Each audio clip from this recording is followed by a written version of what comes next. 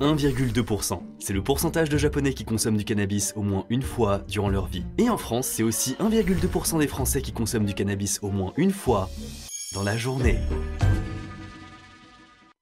Fox mince, clairement en ce qui concerne la drogue, entre la France et le Japon, il y a de gros écarts. Certainement parce que le Japon a l'image d'un pays sans drogue, avec une répression terrible qui bannit même certains médicaments étrangers. Vous voyez la boîte d'Advil contre le rhume? Eh bien, n'en ramenez pas, c'est dans la liste des narcotiques illégaux au Japon. Si pour ce genre de médicaments, vous avez une chance de vous en sortir avec juste une confiscation et une tape sur les doigts, avec du cannabis, ce n'est pas la même histoire. 5 ans d'emprisonnement même pour un petit pet, et c'est 7 ans ferme si ça concerne de la culture, de l'import ou de l'export. Et bien sûr, c'est le THC, le tétrahydrocannabinol, qui pose problème. C'est pour ça que le CBD, quant à lui, est tout de même autorisé au Japon. Mais pour être honnête, le cannabis, les Japonais, ça les intéresse pas trop. Il y a vaguement quelques rituels bouddhistes qui utilisent du chanvre, mais ça s'arrête là. Parce que vous vous souvenez, lorsque le film Avengers Endgame est sorti, il était numéro 1 au box-office du monde entier, sauf au Japon. Le numéro 1 du Japon, c'était le nouveau film Détective Conan. Et bien de la même manière, la drogue la plus consommée dans pratiquement tous les pays du monde entier, c'est le cannabis, sauf au Japon. Ici là, c'est la méthamphétamine qui domine. Et on pourrait même dire que c'est assez caractéristique de la société japonaise qui place le travail en priorité. Parce que le cannabis, ça vous détend, alors que la méthamphétamine, ça vous booste. Alors pour travailler entre les deux, eh bien le choix est vite fait. C'est d'ailleurs peut-être pour ça qu'il y a des encarts aussi énormes de boissons médicamenteuses dans tous les combini du Japon. T'as des boosters, des boissons contre le rhume, le mal de gorge, la gueule de bois. Il y a même des boissons pour protéger ton foie avant la gueule de bois. Genre tu vas savoir que tu vas te déchirer la gueule, tu prends ça et tu seras tranquille. Et en vérité, même au-dessus de la méthamphétamine, il y a une drogue qui a atteint plus de 67% de la population totale du Japon. Et je vais pas build up le suspense, il s'agit tout simplement de l'alcool. On n'y pense pas souvent, mais par définition, une drogue, c'est toute substance psychotrope ou psychoactive qui perturbe le fonctionnement du système nerveux ou qui modifie les états de conscience. L'alcool, ah oui, ça modifie bien le système nerveux. Et vous le savez déjà, mais si le Japon est extrêmement sévère envers les drogues, l'alcool fait grosse figure d'exception. Et pourtant, inquiété par cette diminution affolante de consommation d'alcool, le gouvernement japonais a même mis en place en 2022 une campagne publicitaire pour inciter les jeunes à se torcher la gueule. Après, je vous rassure, c'était pas boire juste pour boire. C'est surtout une histoire de pognon parce que les recettes sur les taxes sur l'alcool n'ont jamais été aussi basses. Pourtant, l'alcool au Japon reste tout de même très ancré dans sa culture autant traditionnelle, avec les rites religieux et les yakuza qui échangent une coupe de saké pour marquer une allégeance à un chef, que dans sa culture d'entreprise. Le fameux nomikai en japonais qui veut littéralement dire réunion pour boire. On y va avec ses collègues juste après le travail et dans la majorité des izakaya, il y aura une formule nomihodai, ce qui veut dire alcool à volonté, et les boissons ont beau être légèrement diluées, eh bien le concept c'est quand même de boire autant que tu peux pendant 1 ou 2 heures. Et même dans les pubs, ils font du storytelling autour de ce fameux nomikai. Le marketing est vraiment très fort, autant dans les pubs que sur le produit. Bref, la culture, la disponibilité, le prix, le marketing, tout autant de raisons qui font que s'ouvrir une canette au Japon, c'est très facile. Ce qui fait que l'alcool n'est absolument pas considéré comme une drogue au Japon. Par contre, là où en France on redore notre blason, c'est sur les quantités de cocaïne interceptées. Le Japon se félicite de choper 700 kilos de cocaïne par an environ. Là où en France, on est à 27 tonnes. 27 tonnes. Voilà, je veux dire, c'est plus une déculottée à ce niveau-là, voilà, c'est une humiliation. Et juste pour info, cette quantité de cocaïne, ça correspond à 1,3 milliard d'euros. Mais après tout, s'il n'y a pas de grosse saisie au Japon, ça veut tout simplement dire qu'il n'y a pas de gros trafic au pays du soleil levant. Dans ce genre de domaine, c'est dur d'avoir des chiffres très précis. En revanche, ce que le Japon enregistre bel et bien, c'est une augmentation d'hospitalisation due aux overdoses ces derniers mois. Alors comment est-ce possible que la drogue fasse une montée en flèche dans un pays où la répression contre la drogue est l'une des plus fortes du monde? Surtout qu'on ne parle pas du cliché du vendeur à la sauvette, là on parle de magasins spécialisés qui vendent des psychotropes en plein jour. Comme un magasin qui vendrait des bonbons à des enfants. Et vous allez voir que cette comparaison est loin d'être innocente, parce qu'une toute nouvelle drogue a fait irruption dans la partie. Bienvenue dans l'univers de la drogue au Japon.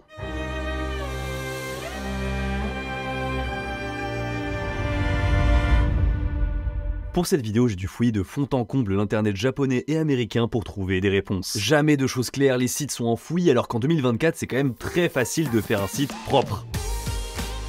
Avec Odoo, vous allez voir, c'est facile et surtout pas besoin de compétences techniques. Tout le monde peut s'y retrouver du débutant à l'avancé. Tu as juste à drag and drop des blocs pour les rajouter sur ton site vitrine. Tu peux rajouter du texte, des photos et même les animer légèrement. Et non seulement avec Odoo c'est simple, mais en plus on vous pré-mâche le travail de fou. Le site est automatiquement généré par une IA en fonction de votre domaine d'activité et pour le texte, même si vous êtes en manque d'inspi, une intégration avec ChatGPT vous permet de générer ou reformuler un texte efficace pour décrire votre activité. Vous avez un lien dans la description et votre site est gratuit parce que la première application Odoo Odoo est offerte à vie. L'hébergement et le support sont inclus en illimité et votre nom de domaine personnalisé est offert pendant 1 an. Alors vraiment n'hésitez pas à tester par vous-même. Et si vous êtes curieux, vous pouvez aussi regarder le site que j'ai créé pour cette vidéo. Les ninjas. Ce sont eux qui, pour la première fois durant l'histoire, ont utilisé de la drogue au Japon. En tout cas, ce sont les premiers dont on a la trace, et il s'agit du cannabis. Dans le livre Mansei Shukai, qui est transmis dans le clan Koka, il l'appelle Ahou Kusuri, littéralement médecine qui rend stupide. C'est un médicament qui servait de relaxant, mais les ninjas savaient déjà à cette époque qu'il ne fallait pas en abuser. Ainsi, le premier incident connu autour de la drogue au Japon date d'il y a un peu plus de 200 ans, en l'an 1800 durant l'ère Edo.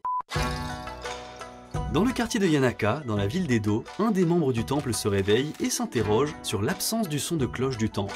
Étrange, se dit-il, le grand prêtre n'a pas dans ses habitudes de faire la grasse matinée. Par acquis de conscience, il décide d'aller vérifier la salle principale. Et c'est alors qu'il voit le grand prêtre allongé sur le sol. Il court pour aller à son chevet et durant sa course, il s'aperçoit que tout dans le temple a été comme saccagé. Il secoue le grand prêtre et Dieu merci, il est encore en vie. Il revient peu à peu à ses esprits et la première chose qu'il déclare, c'est ceci. Et c'est avec un air satisfait qu'il émerge avant que son collègue lui montre dans quel état se trouve la salle. Celui-ci, horrifié, se pose un petit peu et comprend alors ce qu'il s'est passé.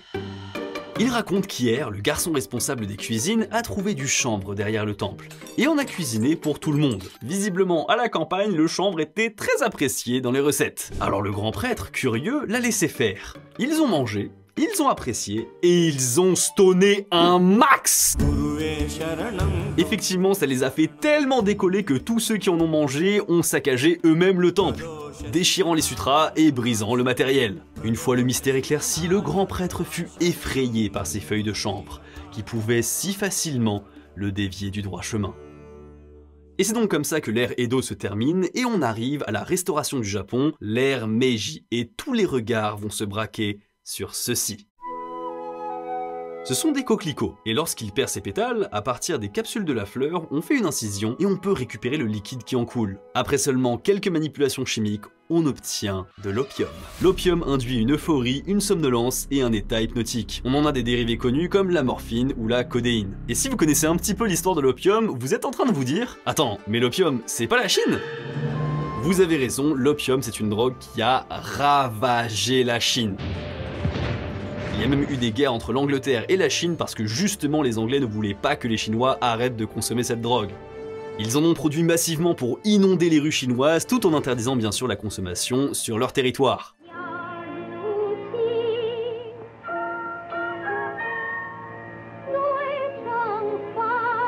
Et ce ravage de la drogue s'est tombé dans l'œil d'un seigneur féodal japonais. Fujisukejiro Shino en 1862 lors de sa visite en Chine. Il comprend alors le danger de l'opium et le fait interdire à la consommation au Japon. Et au Japon, il n'y a pas de problème, mais dans certaines colonies japonaises, eh bien là, c'est déjà trop tard.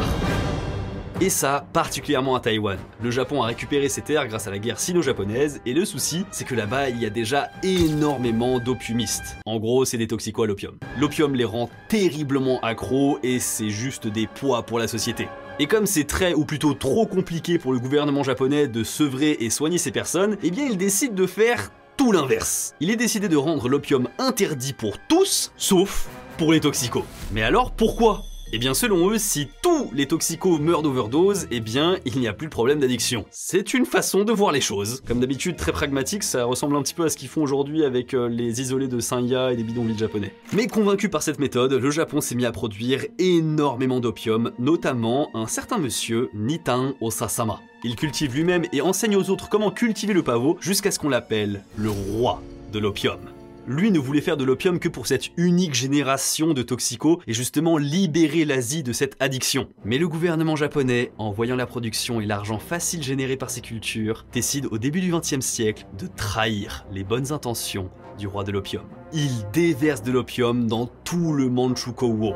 Il s'agit d'une colonie japonaise entre 1932 et 1945 appartenant à la Chine. C'est comme ça que le Japon rend addict des dizaines de milliers de Chinois. Et vous vous en doutez, mais tout cet argent revient à l'État et c'est vraiment la poule aux œufs d'or. C'est d'ailleurs cette poule aux œufs d'or qui a principalement financé l'armée japonaise durant la Seconde Guerre mondiale. Et on a un très bel adage qui résume tout ça, une nation abstinente, un empire addict. Mais bizarrement, sur ce site très complet qui raconte l'histoire de la drogue au Japon, il y a un trou entre l'ère Meiji à de nos jours. Ils ont même le culot d'écrire ceci. Tout au long de leur histoire, les Japonais ne sont jamais devenus dépendants de la drogue. Ah, on sent qu'il y a des passages de l'histoire qui sont plus faciles à assumer que d'autres. Méthamphétamine. Alors je vous en avais déjà un peu parlé de l'histoire de la méthamphétamine au Japon, mais déjà c'était il y a très longtemps et j'ai beaucoup de choses à rajouter. Tout commence avec un homme, Nagai Nagayoshi. C'est un chimiste et un professeur à l'université impériale de Tokyo. Et en 1893, il réussit à isoler un curieux composant chimique, la méthamphétamine. Ça me fait rire parce que sur le Wikipédia japonais qui fait quand même 3000 mots à son sujet, eh bien il y a juste une phrase toute sobre. Alors oui, il a découvert la méthamphétamine. Allez, venez, on parle d'autre chose. Et j'ai même vu d'autres sites japonais qui disent que non, Nagai n'a pas découvert la méthamphétamine, il a simplement recopié les travaux qu'il y avait déjà en Allemagne. Sauf que désolé, les dates concordent pas. L'Allemagne a commencé à consommer et à produire de la méthamphétamine dans les années 30, pratiquement 40 ans après la découverte de Nagai. Et si en Allemagne elle était vendue et même mélangée à de la praline pour son effet agréable, l'argument utilisé par le Japon n'est pas le même. Boostons notre productivité.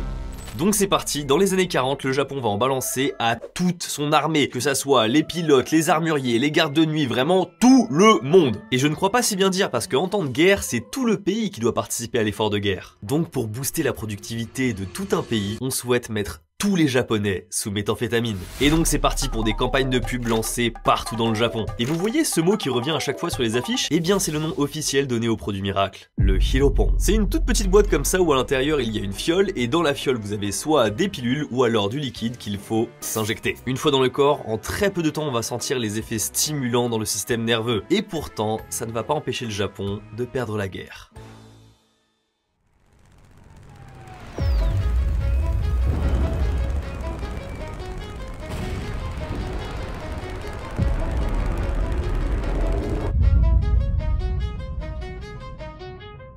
À la fin de la guerre, la Dai Nippon Seiyaku, la société en charge de la production du Hiropon, se retrouve dans une impasse. Avec la défaite du Japon, que faire de ces quantités massives de Hiropon? Surtout qu'ils ne peuvent absolument rien faire sans l'aval des forces d'occupation américaines. Et justement, à ce moment précis, les Américains auraient pu stopper l'épidémie. Malheureusement, l'histoire ne nous raconte pas comment la Dai Nippon Seiyaku parvient à les convaincre de diffuser à nouveau du Hiropon sur le territoire japonais. Certaines théories avancent le fait que les représentants ont énormément appuyé sur le côté boost de productivité. Forcément, des travailleurs plus efficaces, c'est un pays qui se reconstruit plus vite. Et c'est comme ça que les Américains donnent leur accord et c'est l'ouverture de la boîte de Pandore.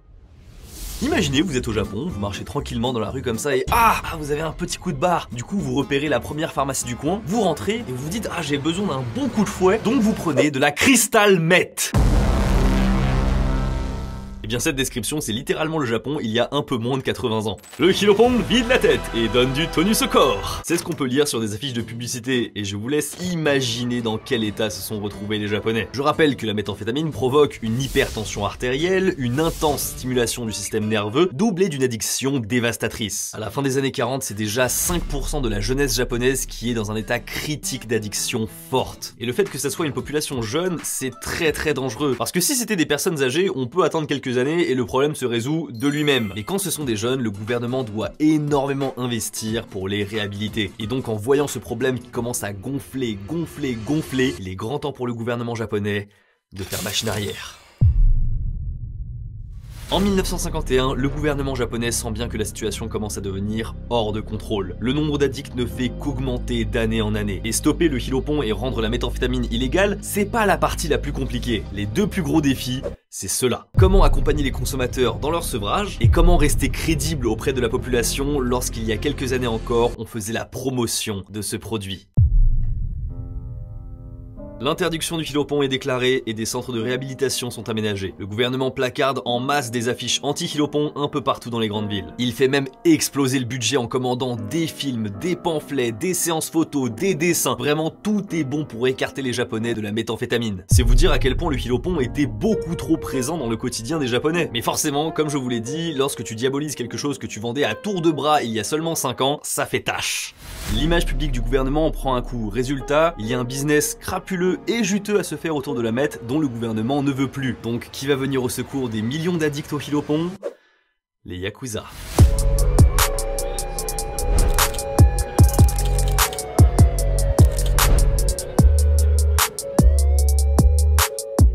Effectivement, ce sont eux les nouveaux producteurs de Hilopon, ou de meth tout simplement, car fabriquer cette drogue à partir de l'éphédrine, ce n'est pas si compliqué. Et l'éphédrine au Japon avec quelques mains basses par-ci par-là, et bien dans le Japon des années 50, c'est pas très compliqué de s'en procurer. Après, ça ne veut pas dire non plus que le gouvernement va rester planté là sans rien faire. 13 000 personnes sont arrêtées en 1951, l'année du bannissement de la méthamphétamine au Japon. Mais c'est une goutte d'eau, parce que seulement quelques années plus tard, en 1954, on compte 1,5 million d'addicts au Hilopon et 3,5 millions de consommateurs réguliers. C'est gigantesque. Ah, on est très loin du « les Japonais durant leur histoire ne sont jamais tombés dans la drogue ».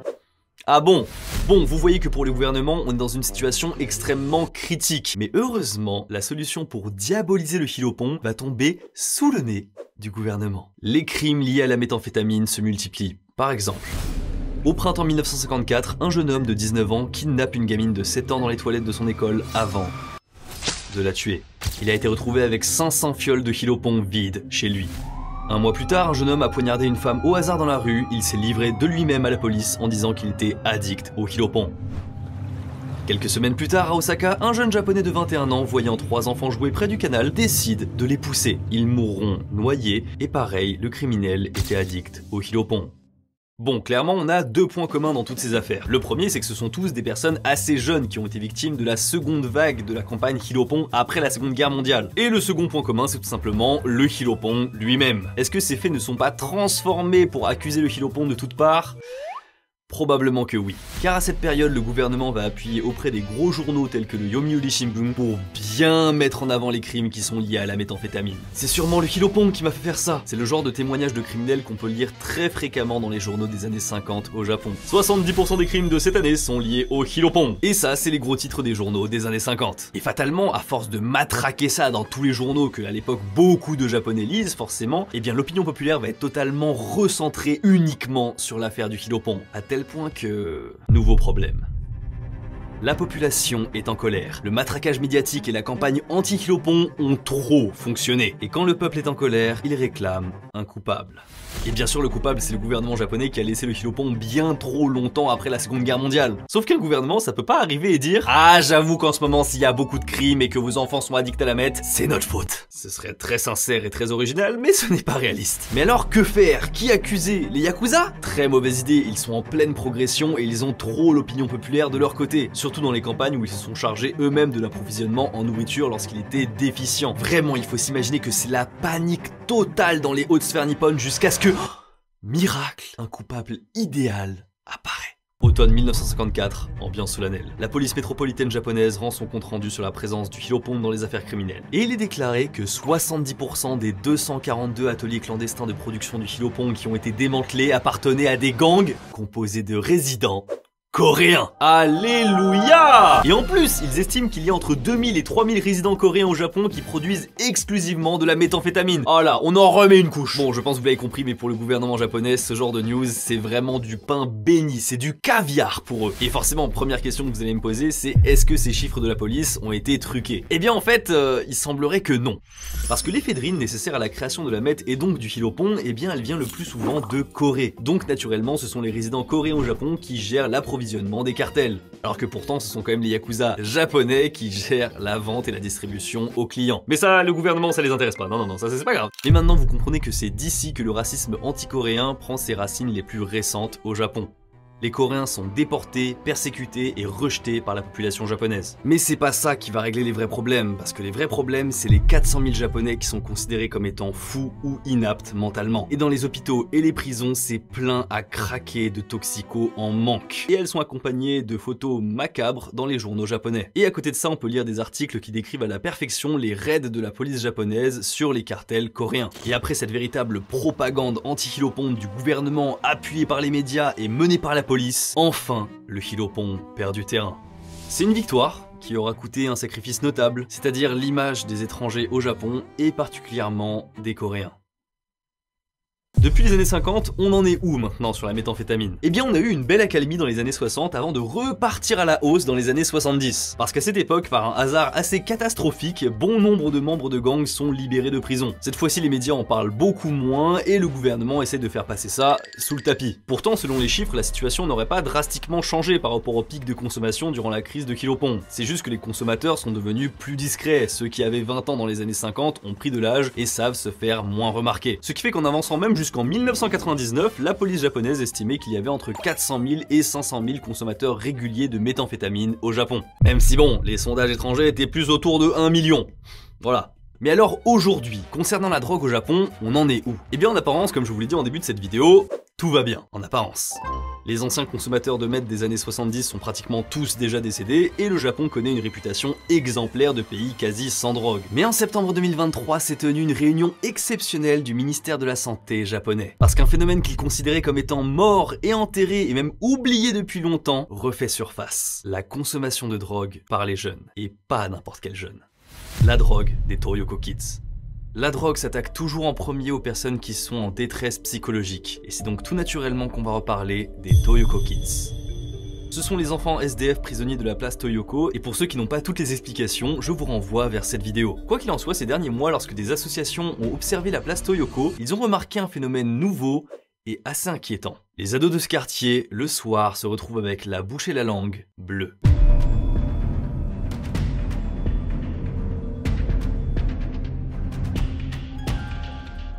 Cela proviendrait d'une boisson qu'ils consomment et le plus visible, outre cette langue bleue, ce sont les symptômes suivants. Les fonctions cérébrales qui se dégradent, du mal à mettre ses idées en place et la difficulté à tenir debout. Vraiment, le soir venu, les Toyoko Kids, ils tombent comme des mouches. Forcément, leur quotidien est tellement rempli de souffrance et de frustration que le court instant où leur cerveau déconnecte grâce à cette drogue, c'est l'instant où ils se sentent bien. Et c'est le schéma classique du mauvais raccourci que les gens utilisent pour fuir la réalité. Et le danger, lui, par contre, il est bien réel. Dans ce reportage, ils interviewent une jeune Toyoko Kids qui raconte ne pas vouloir rentrer chez elle à cause de son père. Et à la fin de l'interview, le journaliste déclare qu'elle est morte.